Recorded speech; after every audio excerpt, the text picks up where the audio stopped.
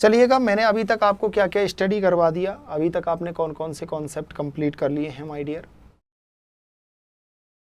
ये तो हमने पहले आपको मैंने कंप्लीट करवा दिया था।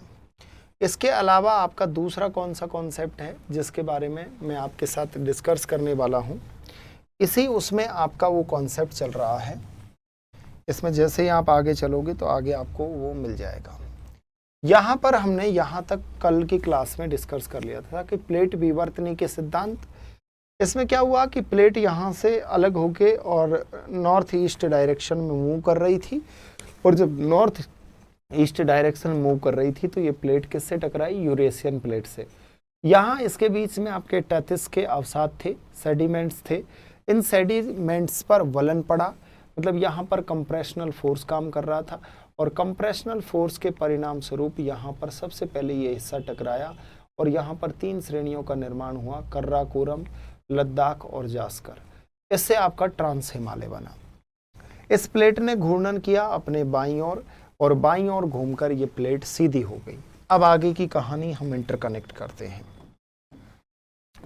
एक एक चीज को बड़े ध्यान से सुनिएगा जिससे आपके कॉन्सेप्ट बहुत बेहतरीन हो सके माय डियर, और इसको समझने का भी प्रयास करिएगा क्योंकि ये आपके लिए बहुत महत्वपूर्ण है।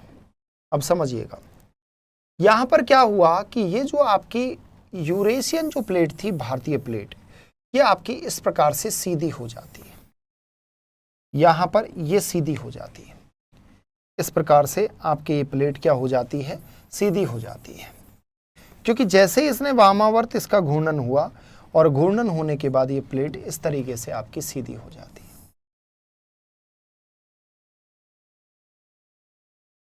इस तरीके से सीधी हो जाती है। अब इस प्लेट पर क्या है, सेडिमेंट्स थे, मैंने आपको पहले ही बताया, ये टेथिस सी के सेडिमेंट्स थे, ये आपके टेथिस सागर के सेडिमेंट्स थे। इधर की तरफ, ऊपर की तरफ आपकी कौन सी प्लेट है, मैंने आपको पहले ही बताया था कि ये जो प्लेट है ये आपकी यूरेशियन प्लेट है।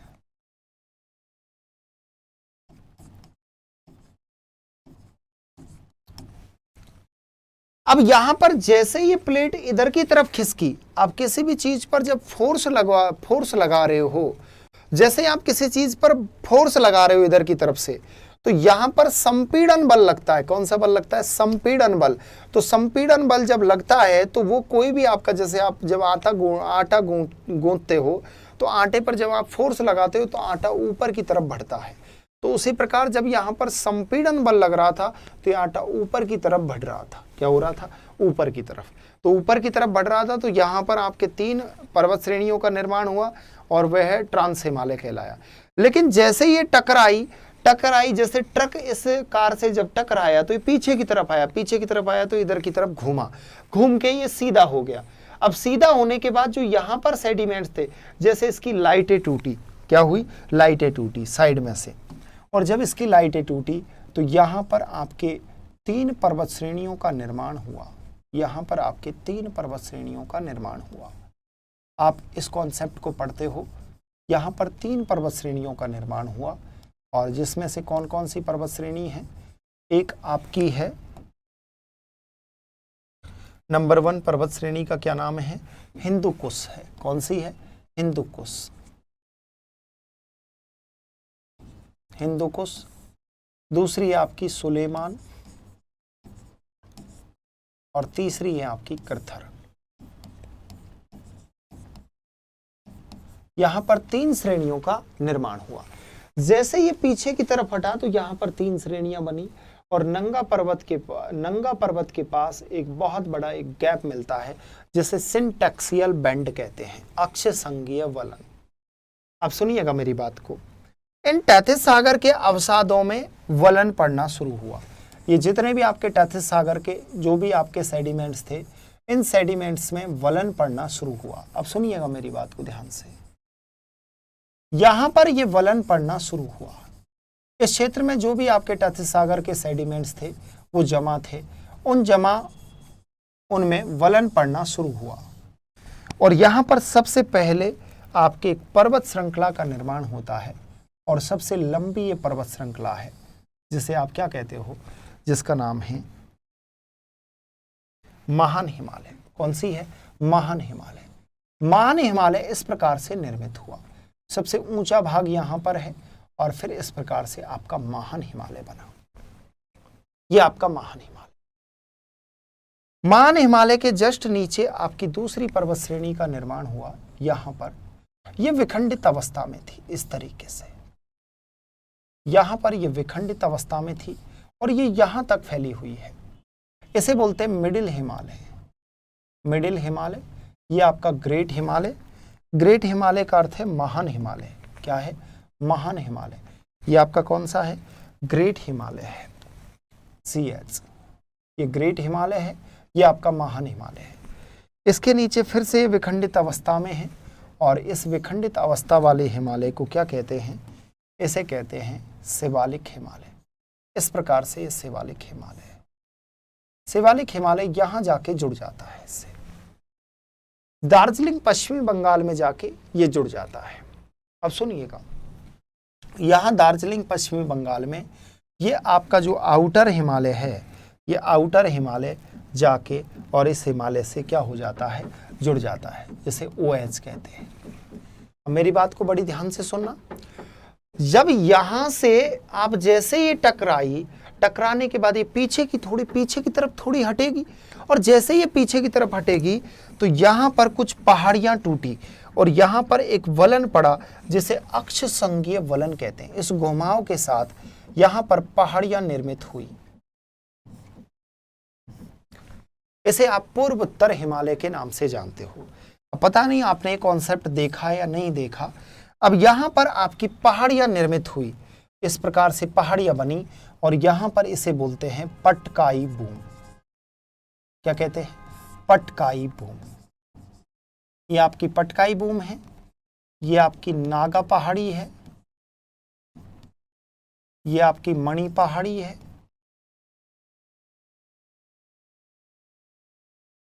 यहां पर आपकी मिजो पहाड़ी है और यहां पर जो ये पहाड़ी है इसका नाम है अराकान योमा।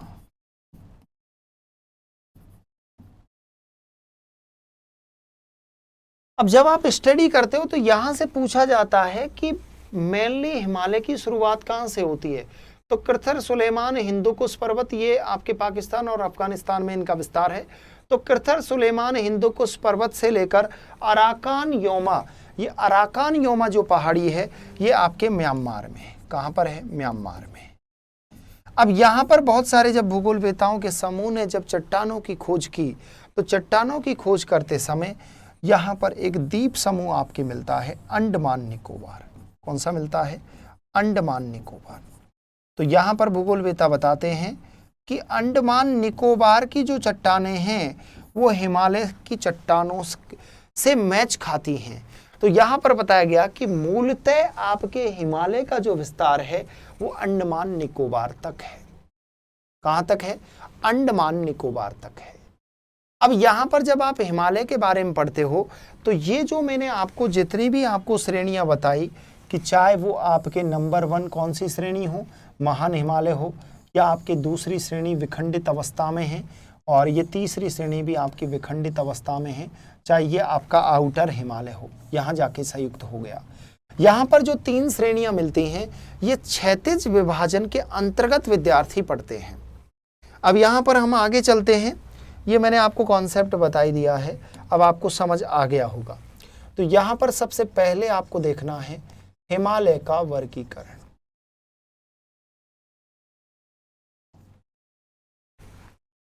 क्या पढ़ना है आपको? हिमालय का वर्गीकरण।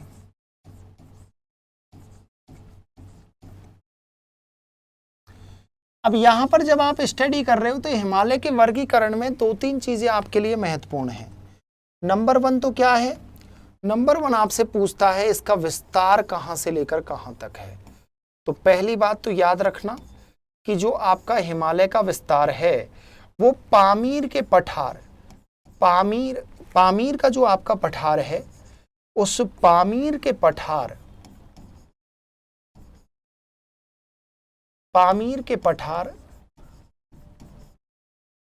के दक्षिण में, पामीर के पठार के दक्षिण में दक्षिण में पहाड़ियां हैं जिनका नाम है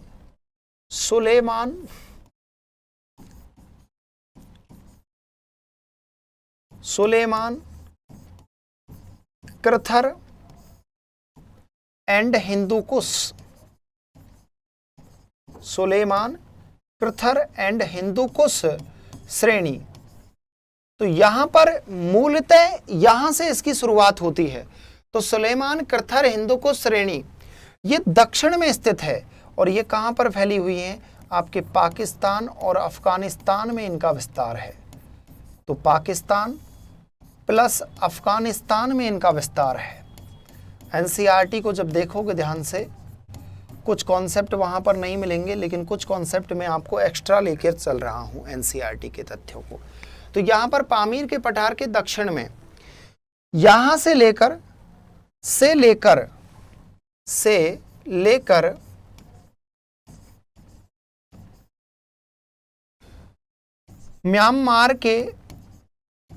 म्यांमार के अराकान योमा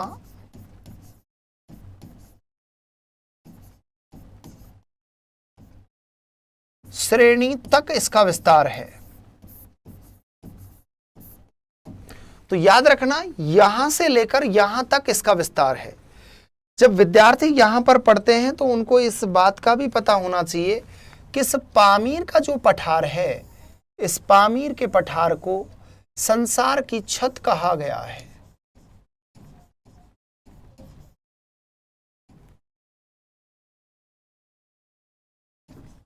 संसार की छत कहा गया है।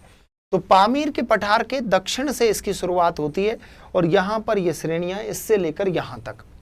अब दूसरी बात आती है कि कौन से देश में इसका विस्तार है। जैसे बात करें कि देश की बात कर लेते हैं, तो देश में याद रखना, यहां पर जब देश की बात आएगी तो आपके पाकिस्तान,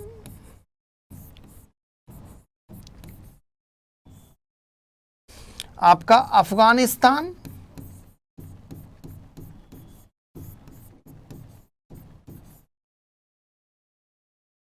पाकिस्तान, अफगानिस्तान, इसके अलावा आपके भारत, नेपाल, भूटान और इसके अलावा आपके म्यांमार में इसका विस्तार मिलता है। किसका? हिमालय का विस्तार मिलता है। तो यहां पर देशों की बात आ गई। अब ये श्रृंखलाबद्ध कहां से लेकर कहां तक है, तो दूसरी बात याद रखना, श्रृंखलाबद्ध की बात कर देते हैं कि श्रृंखलाबद्ध। तो यहां पर याद रखना कि हिमालय जो श्रृंखलाबद्ध रूप में विस्तृत है, वो आपके बेसिकली इसकी शुरुआत होती है नंगा पर्वत जम्मू कश्मीर से और नामचा बरुआ अरुणाचल प्रदेश तक ये श्रृंखलाबद्ध रूप में है। तो यहां पर याद रखना कि नंगा जो आपका पर्वत है, नंगा पर्वत, अब नंगा पर्वत जब आप पढ़ रहे हो, नंगा पर्वत से लेकर नामचा बरुआ, तो नामचा बरुआ आपका कहां पर है?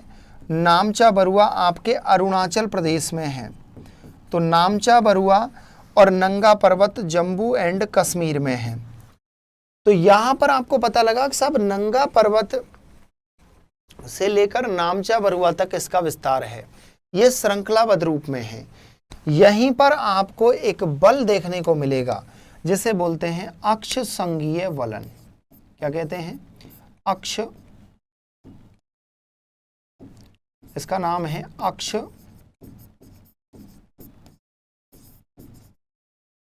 संघीय वलन।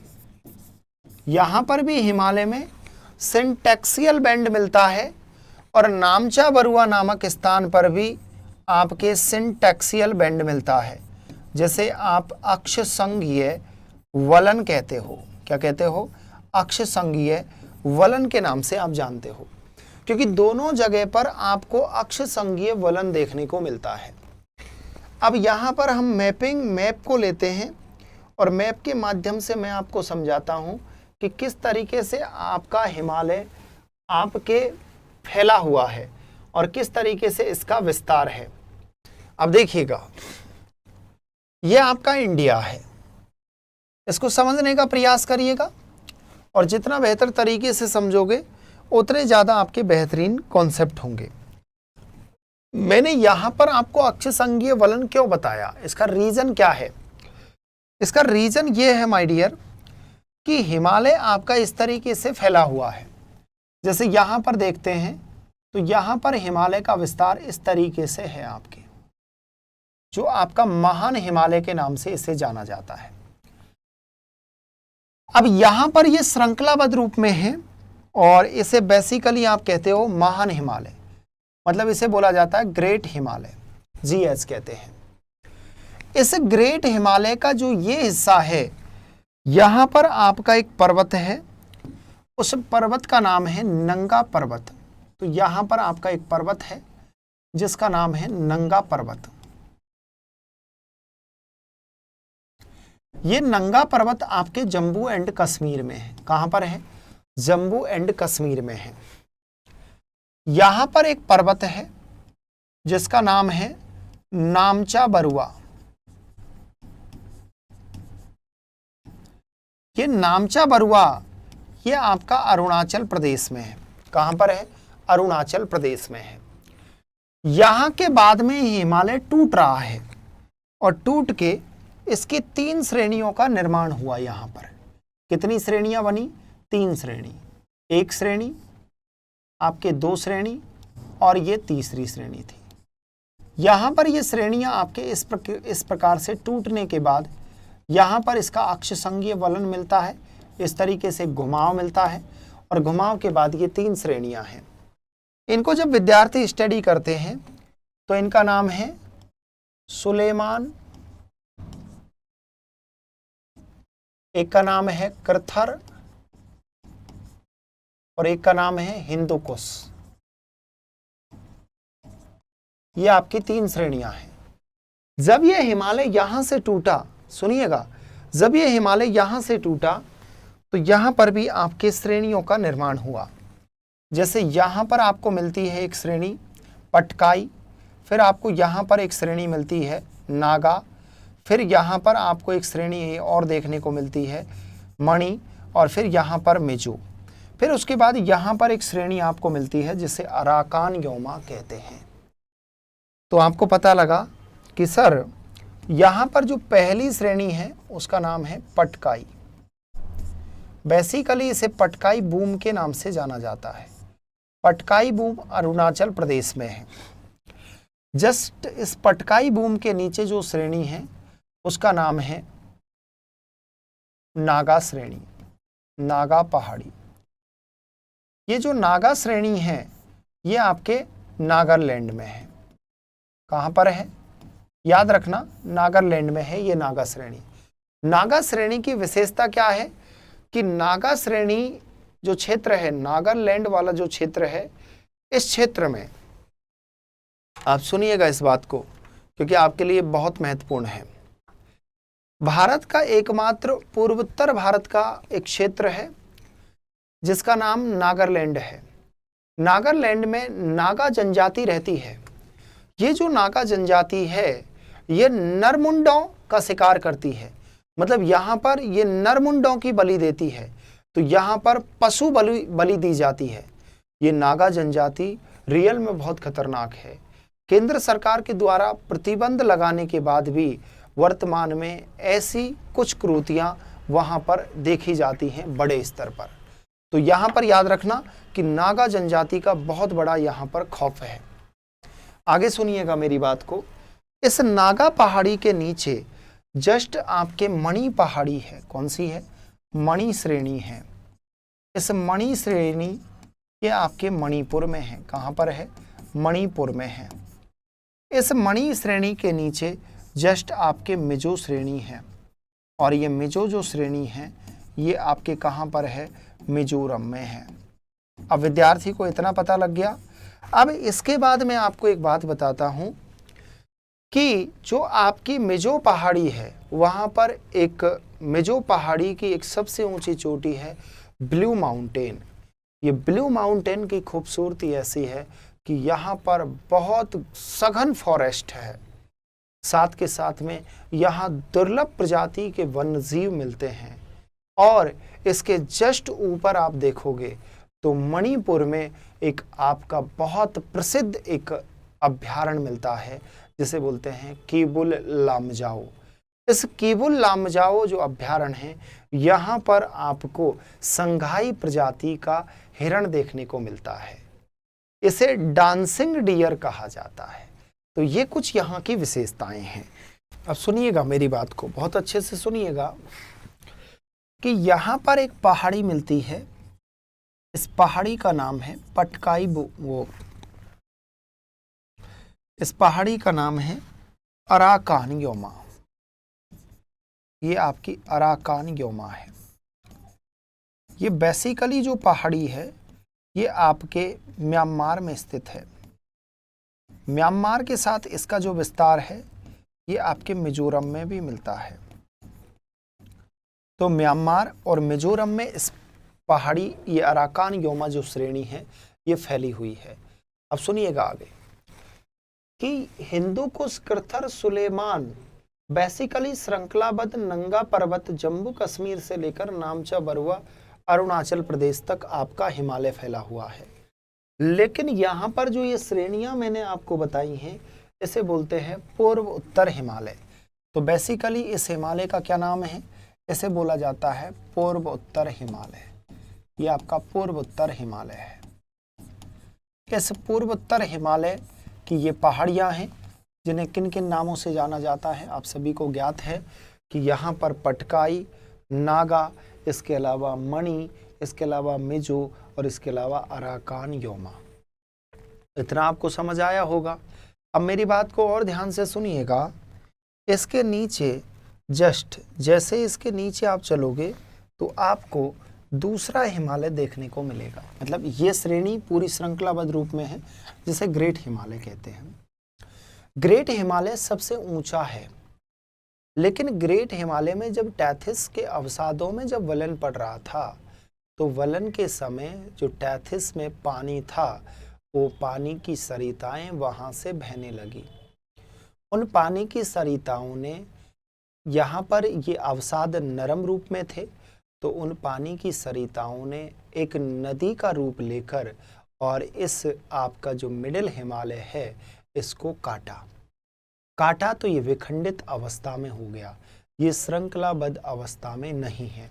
तो पहली बात याद रखना, यहाँ पर एक आपको श्रेणी देखने को मिलेगी जिसे आप कहते हो पीर पंजाल श्रेणी।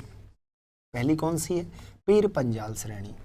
पीर पंजाल श्रेणी के बाद यहाँ पर आपको एक श्रेणी और मिलेगी जिसे बोलते हो धौलाधर श्रेणी। धौलाधर के बाद आपको यहाँ पर एक श्रेणी और मिलेगी जिसे कहते हो कुमायूं श्रेणी। अब मेरी बात को सुनना आगे जाके। यहाँ पर नेपाल में आपको बहुत सारी श्रेणियाँ देखने को मिलती हैं, जैसे आपकी नागटिपा, जैसे आपकी महाभारत और जैसे आपके मैकालू। ठीक है, मैकालू के बाद जैसे ही आप आगे चलोगे तो यहाँ पर आपके एक श्रेणी और आपको देखने को मिलेगी जैमू। जैमू के बाद जैसे ही आप नीचे की तरफ जाओगे तो यहाँ पर एक श्रेणी है जिसे कहते हैं दफला, मेरी, आबोर और मिसमी। यहाँ पर इस प्रकार से ये मिसमी श्रेणी है। तो यहाँ पर ये हिमालय विखंडित अवस्था में है। विखंडित क्यों हुआ? क्योंकि जब यहाँ से सरिताएं निकल रही थी ग्रेट हिमालय से तो इन्होंने आउटर हिमालय को काटा और छांटा। अब विद्यार्थी कैसे पढ़ता है ये उसकी मिस्टेक है, यदि वो समझ के नहीं पढ़ेगा तो कॉन्सेप्ट गलत होगा। तो यहाँ पर उसने काटा, हिमालय ग्रेट हिमालय से निकलने वाली नदियों ने इसको क्या किया? काटा। तो ये विखंडित अवस्था में हो गया। अब अगला सुनिएगा, इसके जस्ट नीचे जो आपका हिमालय है उसका नाम है आपके आउटर हिमालय। ये आउटर हिमालय और ज़्यादा विखंडित अवस्था में है। इस प्रकार से विखंडित अवस्था में है और पश्चिमी बंगाल के दार्जिलिंग नामक स्थान पर ये जाकर क्या होता है? मिल जाता है। किसके साथ? मध्य हिमालय के साथ। तो आपको पता लगा कि सर देखो यहाँ पर आपने हमें बताया कि ये मिडिल हिमालय है और यहाँ पर बताया ये आउटर हिमालय है।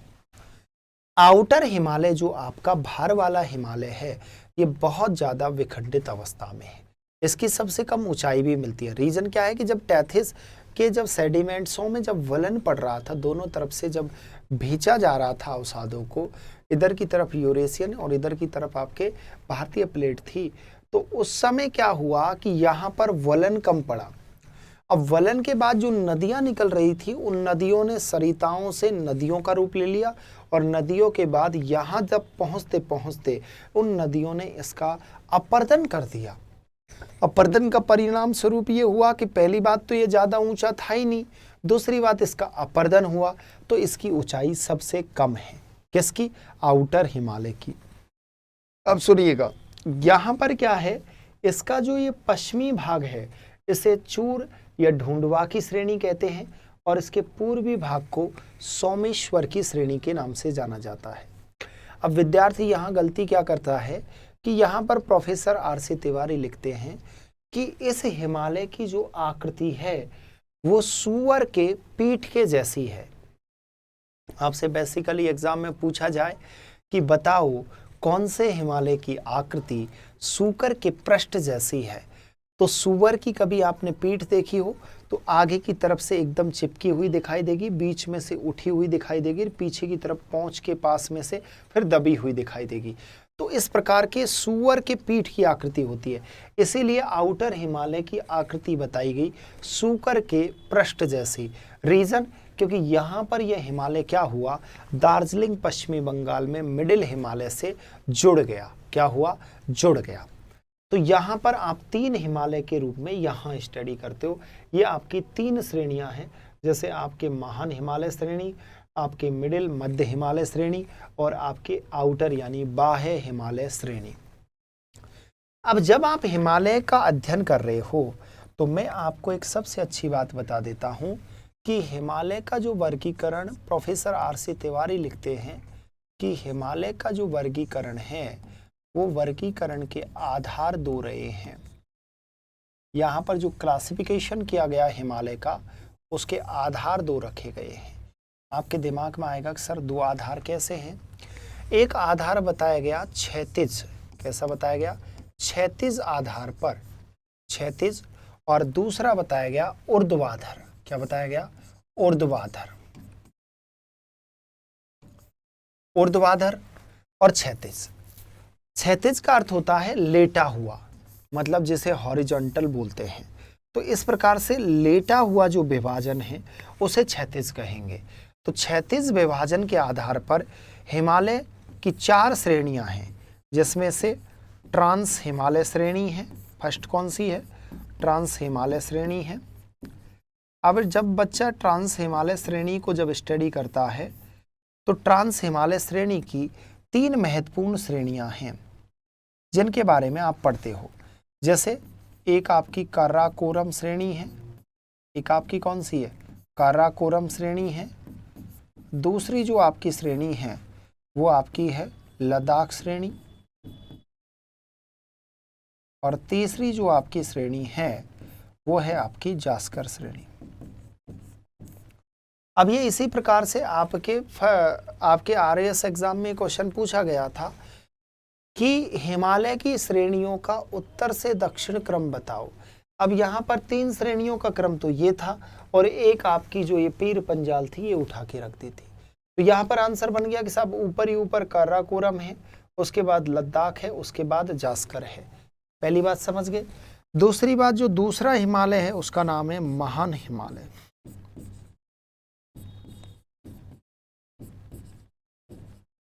महान हिमालय श्रेणी ये आपकी श्रृंखलाबद्ध है। कैसी है? श्रृंखलाबद्ध है। तीसरी जो आपकी श्रेणी है उसे बोलते हैं मध्य हिमालय।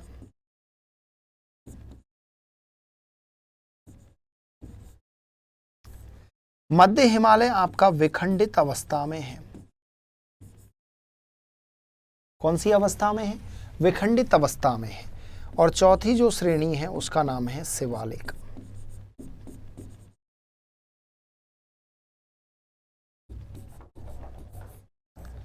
ये शिवालिक श्रेणी भी आपके विखंडित अवस्था में है। किसमें है? विखंडित अवस्था में है। तो इतना आपको पता लगा सब। क्षैतिज विभाजन जो वर्गीकरण किया है, इसमें आधार बेसिस किसको रखा है? बेस किसका रखा है? क्षैतिज का। तो क्षैतिज विभाजन के आधार पर हिमालय की 4 श्रेणियां हैं। अब दूसरी बात आती है कि ऊर्ध्वाधर विभाजन के आधार पर बताओ। तो ऊर्ध्वाधर जो विभाजन किया है वो नदी गर्तों के आधार पर किया है। किसके आधार पर? नदी गर्तों के आधार पर ये विभाजन किया है। तो गलत तो आपसे होना ही नहीं चाहिए कि सर ये तो नदी गर्तों के आधार पर विभाजन होगा। अब नदी गर्तों के आधार पर जो विभाजन किया गया है, इस विभाजन में हिमालय को कितने भागों में बांटा है? जैसे पहला आप पढ़ते हो कश्मीर हिमालय,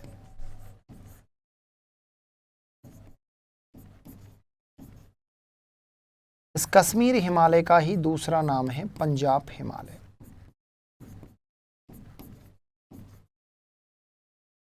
दूसरा जब विद्यार्थी यहां पर स्टडी करते हैं तो दूसरा आता है आपका कुमायूं हिमालय।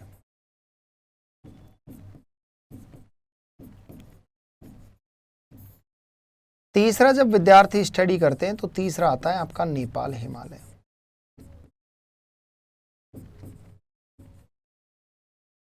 चौथा आपका आता है असोम हिमालय।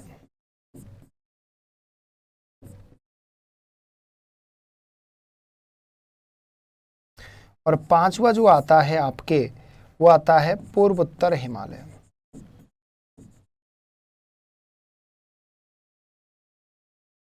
अब ये नदी गर्तों के आधार पर इसका विभाजन है, जो एग्जाम में बहुत बार पूछा जाता है कि भैया नदी गर्तों के आधार पर बताओ कश्मीर हिमालय किन 2 नदियों के बीच में है। तो आप फटाफट से आंसर दे देते हो कि सर देखो यहाँ पर एक नदी बह रही है, यहाँ पर एक लेक है जिसका नाम है मानसरोवर लेक। इस मानसरोवर लेक से एक नदी निकल रही है जिस नदी का नाम है सतलुज नदी। इधर से प्रवेश करने के बाद ये इस प्रकार से बहती है।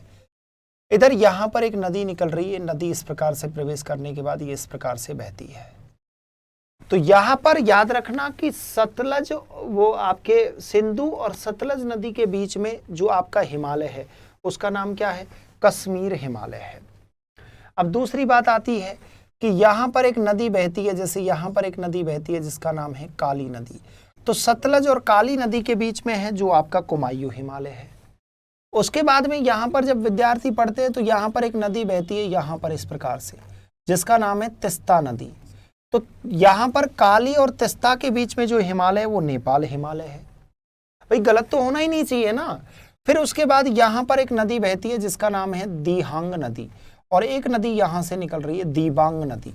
तो यहाँ पर दिहांग मतलब आपके तिस्ता से लेकर दिहांग या दिबांग नदी तक जो हिमालय आपका फैला हुआ है उसका नाम असोम हिमालय है।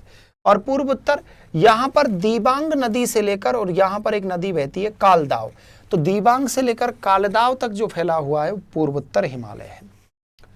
तो विद्यार्थी से गलत तो होना ही नहीं चाहिए। लेकिन क्या है कि विद्यार्थी अच्छे से स्टडी करता ही नहीं है। हकीकत तो ये है, क्योंकि हकीकत से आप हमेशा अपरिचित क्यों रहते हो? क्योंकि पूरी वैकेंसी का मात्र 0.50% विद्यार्थी जॉब लगता है। अब ये कटु सत्यता है, लेकिन विद्यार्थी इस कटु सत्यता को मानेगा ही नहीं। जैसे मैं अभी आपसे कहूंगा तो आप अभी क्लास छोड़ के आप ये कहोगे कि मास्टर फालतू का ज्ञान दे रहा है, क्योंकि आपको ऐसा ही लगता है। लेकिन जब आपके सामने ये चीज़ें आती हैं, क्योंकि बहुत सारे लगभग 35 वर्ष तक तैयारी करते रहते हैं, 40 वर्ष तक करते रहते हैं। अरे भैया कब तक आप तैयारी करते रहोगे? तैयारी की भी एक सीमा होती है, उस सीमा को मत लांघो। तो यहाँ पर नदी गर्तों का अर्थ है कि नदी खड़े रूप में इस हिमालय को काट रही है। तो खड़े का अर्थ है वर्टिकल डिवाइडेशन। ये वर्टिकल जो डिवाइडेशन है ये आपके इस तरीके से वर्टिकल इसका डिवाइडेशन है। इस वर्टिकल डिवाइडेशन के रूप में आपका कश्मीर हिमालय, आपका कुमायूं हिमालय, नेपाल हिमालय, असोम हिमालय और पूर्वोत्तर हिमालय, ये इस प्रकार से आपका फैला हुआ है। तो आप समझ गए होंगे जो मैं आपको समझाना चाह रहा हूं। अब सबसे पहले हम डिस्कस करते हैं हिमालय का क्षैतिज विभाजन। क्या डिस्कस करते हैं? हिमालय का क्षैतिज विभाजन। तो यहां पर लिखिएगा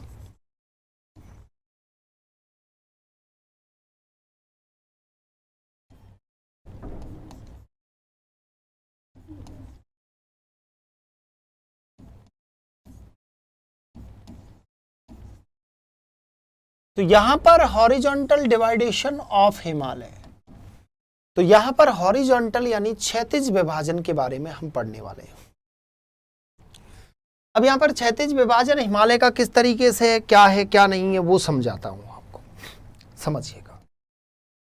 क्षैतिज में देखो, जब विद्यार्थी स्टडी कर रहा है तो उसे इतना नॉलेज होना चाहिए। जैसे सबसे पहले आपका यहां पर एक श्रेणी है, फिर इसके नीचे एक श्रेणी और है, फिर इसके नीचे एक श्रेणी और है। ये आपकी 3 श्रेणियां हैं। 3 श्रेणियों के बाद फिर यहां से एक श्रेणी और है आपके रेड कलर में। यहां पर ये श्रेणी आपके इस प्रकार से है। हिमालय की बेसिकली जो आकृति है वो चापाकार है। कैसी है? चापाकार है।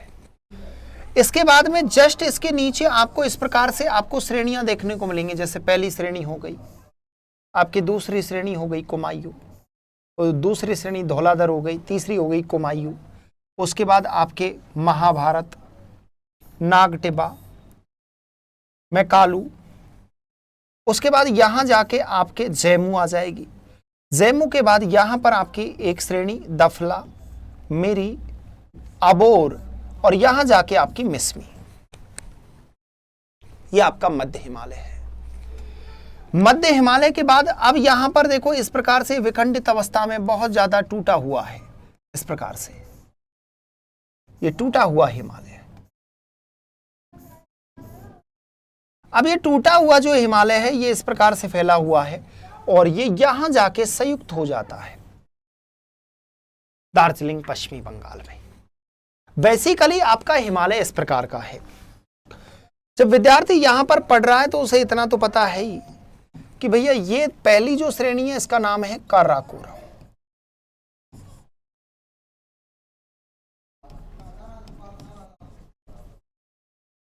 दूसरी जो श्रेणी है इसका नाम है लद्दाख।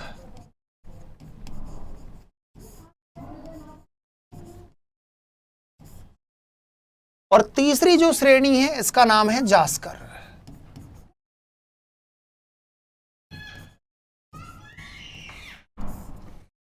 इसे बोलते हैं महान हिमालय। इसका नाम क्या है? महान हिमालय।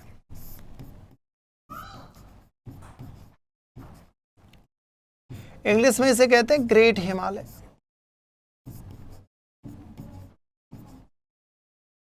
इसे कहते हैं हिमाद्री।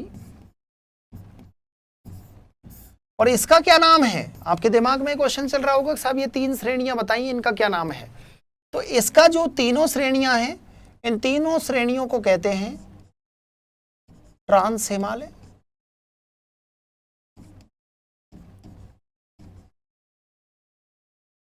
पार हिमालय,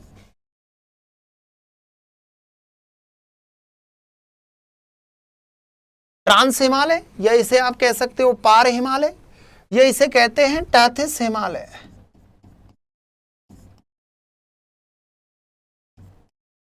या इस टैथिस हिमालय का जो अगला नाम है वो है आपका तिब्बती हिमालय।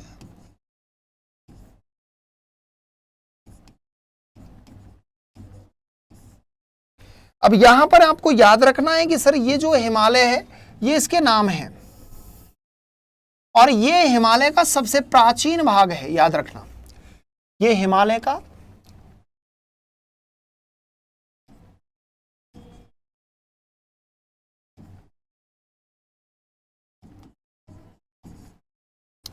सबसे प्राचीन भाग है।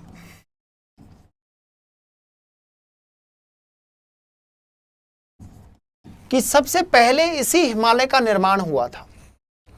उसके बाद आपका महान हिमालय। महान हिमालय सबसे ऊंचा और श्रृंखलाबद्ध रूप में है। यहां पर 2 ही चीजें याद रखनी कि महान हिमालय सबसे ऊंचा और श्रृंखलाबद्ध रूप में है। अब जो आपका मिडिल हिमालय है, तो मिडिल हिमालय की श्रेणियों के कुछ नाम हैं। जैसे यहां पर आपकी पीर पंजाल श्रेणी है। क्या नाम है? पीर पंजाल श्रेणी। यहां पर आपकी धौलाधर श्रेणी है।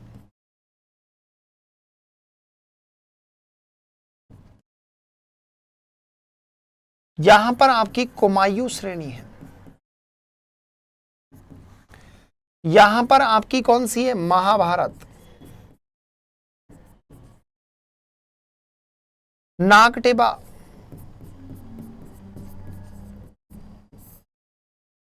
मैकालू,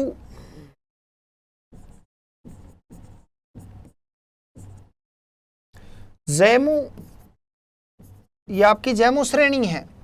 उसके बाद आपकी है दफला, मेरी, अबोर और मिस्मी, ये लास्ट आपकी श्रेणियां हैं। इस तरीके से ये हिमालय आपका फैला हुआ है। इसके बाद याद रखना कि जब विद्यार्थी इधर की तरफ से जब स्टडी करता है तो उसे इतना पता होना चाहिए कि इधर वाला जो ये भाग है ये आपका क्या कहलाता है। इसे बोलते हैं ढूंढवा या चूर श्रेणी। तो यहां याद रखना कि बाह्य हिमालय का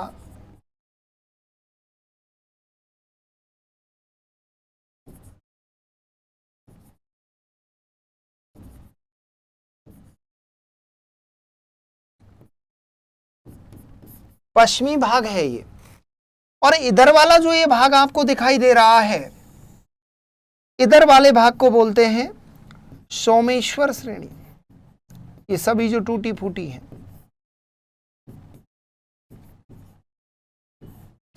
ये आपका बाह्य हिमालय का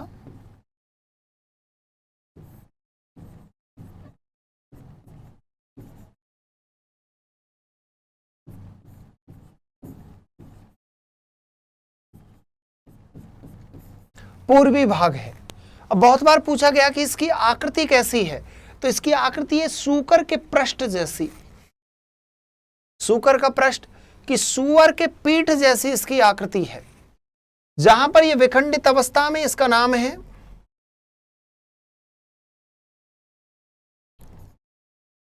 मध्य हिमालय,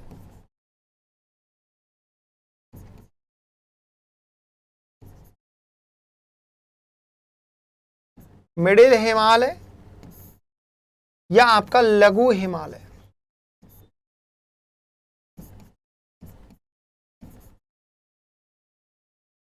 ये नीचे वाला जो हिमालय है इसको किस नाम से जाना जाता है, तो इसके बारे में याद रखना कि इसे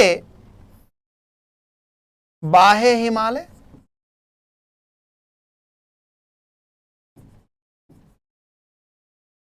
बाह्य हिमालय के अलावा इसे बोलते हैं आउटर हिमालय,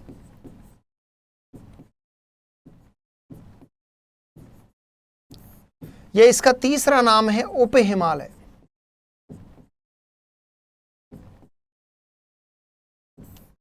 यह आपका इस तरीके से हिमालय का विस्तार है। अब जब विद्यार्थी यहां पर हिमालय की स्टडी कर रहा है तो उसे इस तरीके से स्टडी करनी चाहिए। यह तो है सही तरीका। अब आप जल्दबाजी में बहुत सारी गलतियां कर देते हो कि जिस अप्रोच के आधार पे आपको पढ़ना चाहिए उस अप्रोच के आधार पे तो आप कभी स्टडी करते ही नहीं हो, तो फिर आप एग्जाम क्रैक करने की कैसे सोच लेते हो। एग्जाम तो क्रैक नहीं होगी, क्योंकि जहां अप्रोच जैसी चाहिए वैसी चाहिए। आपको ज्यादातर वो टीचर बहुत अच्छे लगते होंगे जो हंसी बातें करते हैं और कंटेंट के नाम पर जीरो। अरे भैया, जब तक आप अच्छे स्टैंडर्ड, अच्छे रूप में जब तक आप स्टडी नहीं करोगे तब तक एग्जाम को क्रैक करने की तो सोचो ही मत, क्योंकि एग्जाम बहुत बड़ा एक वो है। अब यहां पर पता लगा कि साहब इस तरीके से ये श्रेणियां हैं, इस तरीके से हिमालय है, इस तरीके से अवस्थिति है। अब सबसे पहले ये आपका क्षैतिज विभाजन है। अब इसमें सबसे पहले लिखो आप नंबर 1 डालो। नंबर 1 आपको नोट करना है ट्रांस हिमालय।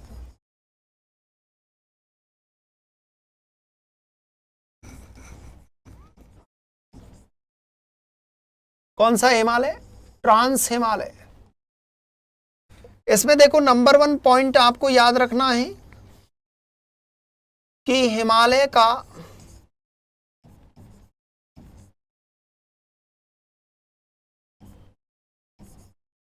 सबसे प्राचीन भाग है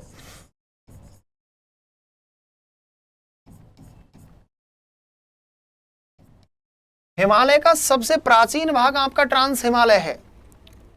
एग्जाम में कैसा भी क्वेश्चन आ जाए आपको फटाफट कर देना है दूसरी बात आपको याद रखनी है इसमें कि ट्रांस हिमालय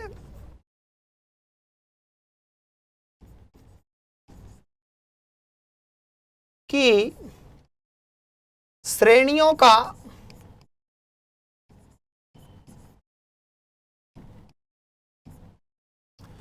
उत्तर से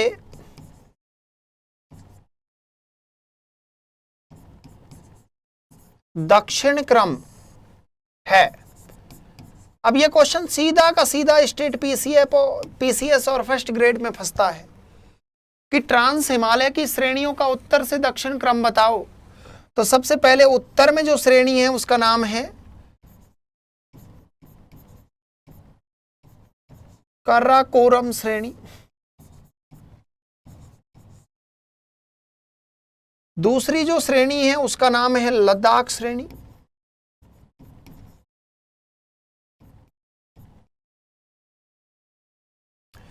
तीसरी जो श्रेणी है उसका नाम है जास्कर श्रेणी।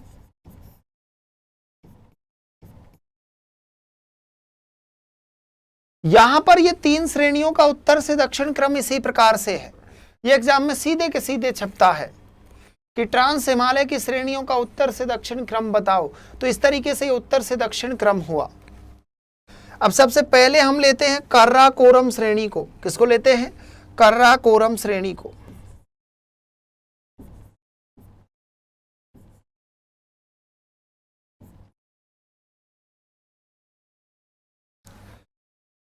आपके दिमाग में क्वेश्चन आएगा कि सर ये काराकोरम श्रेणी की कहानी क्या है? तो ये काराकोरम जो श्रेणी है ये इस प्रकार से है, ये इस प्रकार से आपके फैली हुई है ये काराकोरम श्रेणी। इस काराकोरम श्रेणी पर यहां पर एक सबसे ऊंची चोटी है। इस चोटी को कहते हैं K2 या इसका दूसरा नाम है गॉडविन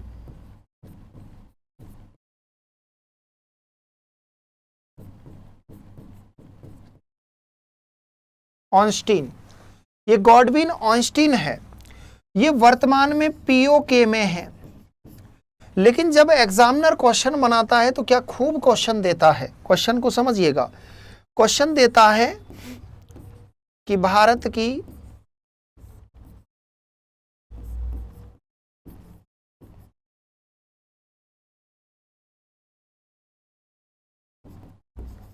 सबसे ऊंची चोटी है।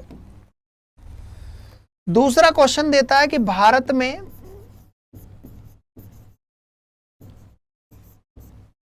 सबसे ऊंची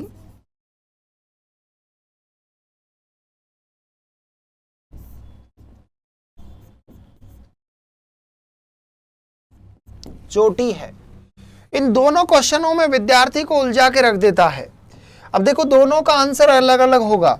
भारत की सबसे ऊंची चोटी है तो यहां पर आंसर आएगा K2, और भारत में सबसे ऊंची चोटी है तो यहां पर आंसर आएगा कंचनजंगा। क्योंकि कंचनजंगा सिक्किम में है। कहां पर है? सिक्किम में है। और K2 आपके कहां पर है? POK में है। तो वर्तमान में K2 भारत में है नहीं। इसी श्रेणी पर एक दर्रा स्थित है, उस दर्रे का नाम है काराकोरम दर्रा।